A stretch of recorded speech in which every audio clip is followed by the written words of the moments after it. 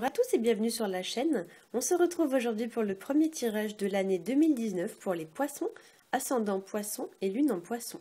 J'espère que vous avez passé de joyeuses fêtes de fin d'année et j'en profite pour vous souhaiter à tous une très bonne année 2019. Alors pour ceux qui ne connaissent pas leur signe ascendant et leur signe lunaire, j'ai placé en barre d'informations des liens qui vous permettent de les calculer. Alors ce mois-ci j'ai fait un premier tirage en 3 cartes avec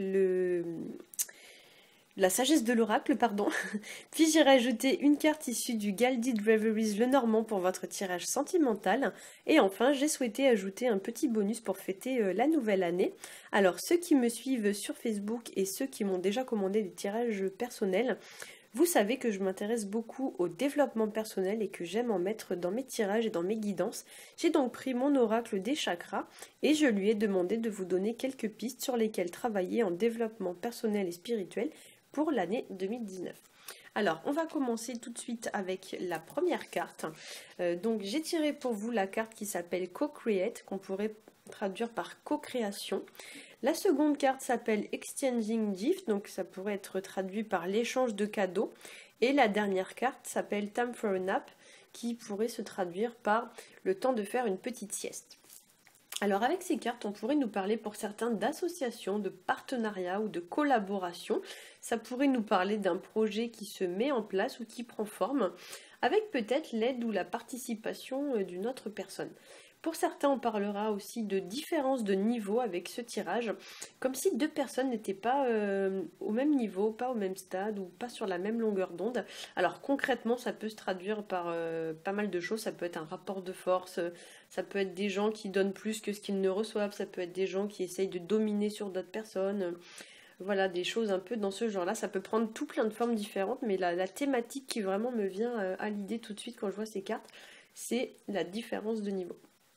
Alors peut-être que pour certains, il va y avoir une situation voilà, où deux personnes ne vont pas être en équilibre ou pas en équité face à une situation ou face à une relation. Pour certains aussi, peut-être que vous êtes sur la fin de quelque chose ou alors peut-être que quelqu'un, ou alors soit c'est vous, soit c'est l'autre personne, prend de la distance vis-à-vis d'une situation qui est un peu fatigante ou bien une situation qui traîne un petit peu en longueur ou alors qui dure depuis longtemps et on est un peu fatigué. Pour certains, il y a aussi des petits désaccords à prévoir, des petits déséquilibres, des choix à faire, des décisions à prendre. Pour certains, vous aurez aussi besoin de passer un peu de temps en solitaire ou peut-être besoin de faire un genre de pause vis-à-vis d'une situation ou alors peut-être prendre un peu de repos avant d'entamer quelque chose de nouveau, comme si vous étiez peut-être en transition entre deux situations.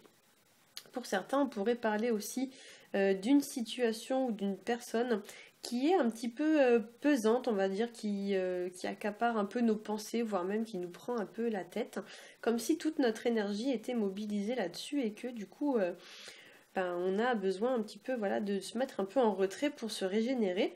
Et pour certains, ce tirage pourrait aussi évoquer une forme de croissance ou bien une forme d'ascension au regard d'une situation, comme si vous alliez quand même en retirer une forme de bénéfice, de promotion ou de récompense. Alors, au niveau du tirage sentimental, alors ce qui est assez marrant, c'est que là on est sur le taroscope des poissons, je vous ai tiré la carte des poissons. Voilà, donc c'est une carte qui va nous parler de stabilité, de prospérité, de réussite, d'échange et de sincérité. Si vous êtes en couple, ici on pourrait parler de rapports fluides et harmonieux. C'est une carte voilà, qui symbolise vraiment l'harmonie, la fluidité. Cette carte vous encourage néanmoins à plus de communication et à exprimer davantage ce que vous ressentez. Si vous êtes célibataire, cette carte va vous inviter à aller davantage vers les autres et de saisir les opportunités qui se présentent à vous, comme si peut-être certains étaient un peu trop repliés sur eux-mêmes et du coup ça pourrait éventuellement vous poser une forme de problème ou d'entrave dans votre vie sentimentale. Et enfin, donc pour finir cette vidéo, comme je l'ai dit, j'ai tiré une carte issue de l'oracle des chakras, de façon à vous aider en fait à travailler sur vous, donc à travailler en développement personnel. Donc j'ai posé la question, que devez-vous améliorer, sur quoi devez-vous travailler en 2019 les poissons? Et j'ai tiré pour vous la carte de la stabilité émotionnelle. Alors avec cette carte pour certains, peut-être que vous donnez plus par rapport à ce que vous recevez, voire même vous donnez trop. Il y a lieu un peu de rééquilibrer les choses et d'apprendre à moins donner pour apprendre à mieux recevoir. Cette carte symbolise aussi le fait d'apprendre à gérer ses émotions, à dompter ses peurs, à prendre sur soi, à retrouver une forme de paix et d'harmonie vis-à-vis d'une situation, mais aussi à retrouver une forme d'autonomie. Cette carte m'évoque aussi pour certains d'entre vous le fait d'apprendre à vider le vase avant qu'une goutte d'eau ne le fasse déborder. Je fais ici référence au proverbe, c'est la goutte d'eau qui fait déborder le vase. J'ai un peu l'impression que certains encaissent, mais au bout du compte, eh ben, le vase finit par déborder et peut-être on va vous demander justement d'apprendre à vider le vase avant qu'il ne soit plein. J'ai un petit peu cette impression. Peut-être que ça fait trop longtemps que vous encaissiez des choses et du coup ça finit un peu par exploser d'une façon ou d'une autre et du coup on va vous demander avec cette carte de trouver le moyen de faire un peu la vidange de façon plus régulière. Enfin donc cette carte et notamment la coupe qui est représentée dessus, dans les tarots et dans les oracles, notamment dans le tarot de Marseille, la coupe ça représente les émotions. Donc ici il y a vraiment lieu d'exprimer ce que vous ressentez, donc soit l'expression verbale, donc dire les choses, mais aussi par l'expression corporelle, peut-être que vous devez montrer ce que vous ressentez par des actions, par des gestes, par aussi l'expression artistique, la danse, la peinture, le chant, etc.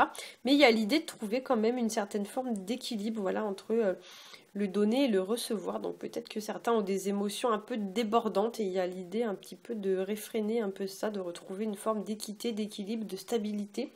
On vous demande aussi pour certains peut-être de faire davantage confiance et d'avoir foi en vos capacités, de trouver une forme de stabilité à ce niveau-là. Et certains devront peut-être également mettre leurs doutes de côté, être un petit peu plus dans la réflexion et dans l'élévation spirituelle que dans l'action. Voilà, j'espère que ce tirage aura pu vous aiguiller. Si c'est le cas, n'hésitez pas à liker, à partager et à vous abonner. Pour ma part, je vous souhaite un très bon mois de janvier et je vous dis à bientôt.